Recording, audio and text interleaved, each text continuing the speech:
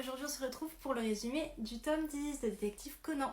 Dans le tome 9, on nous avait laissé avec une enquête où il y avait eu 2 meurtres et une tentative de meurtre sur Ran, donc meurtre par noyade et tentative de meurtre par noyade.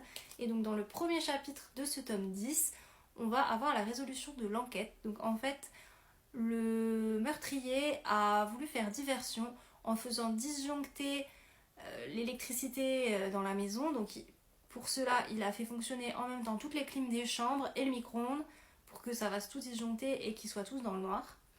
Et il s'avère que c'est un membre du groupe d'amis qui a fait le coup parce que la personne qui est morte avait donc tué une autre fille en lui prenant son gilet de sauvetage et ce meurtrier était amoureux de cette jeune fille qui est décédée. Donc par histoire de vengeance, il a voulu tuer cette jeune femme.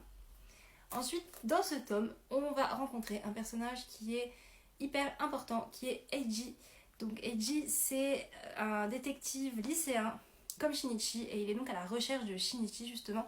Et Eiji se fait surnommer le détective de l'ouest, le détective de l'ouest, parce qu'il vient du Kansai, il vient d'Osaka. Et c'est donc aussi pour ça qu'il a une peau un petit peu plus bronzée.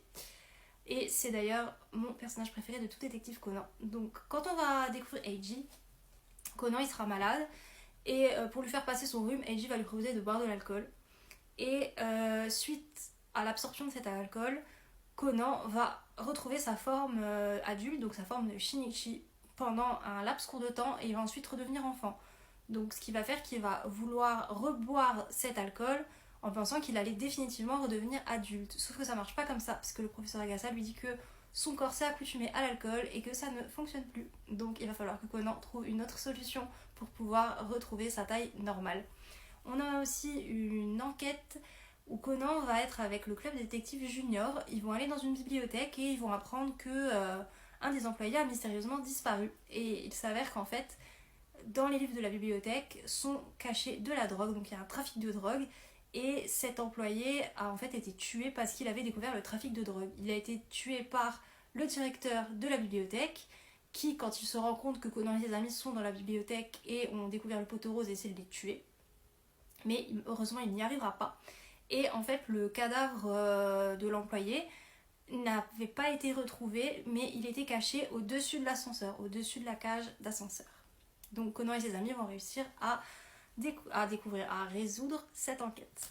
Et enfin, on a une dernière enquête où Kogoro Mori, Ran et Conan partent au ski, mais Kogoro Mori a perdu les clés du bungalow où ils doivent dormir et la réception est fermée. Donc il n'y a pas de téléphone, il n'y a pas de cabine téléphonique, ils ne savent pas comment faire.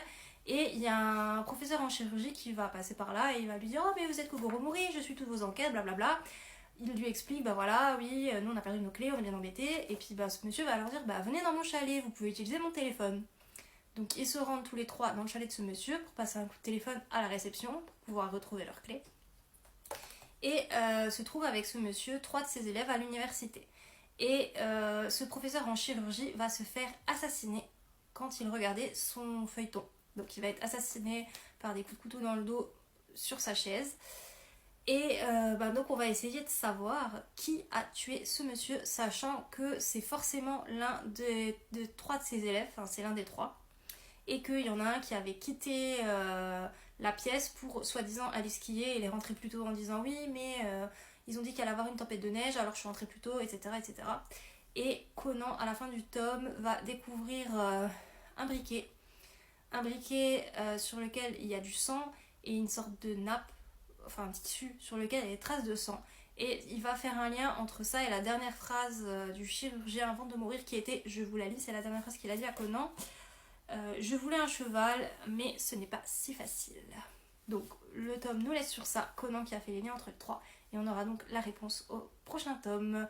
Sur ce, je vous dis à la prochaine. Comme dirait Conan, n'oubliez pas qu'il n'y a qu'une seule vérité. Et je vous dis à la prochaine. Ciao!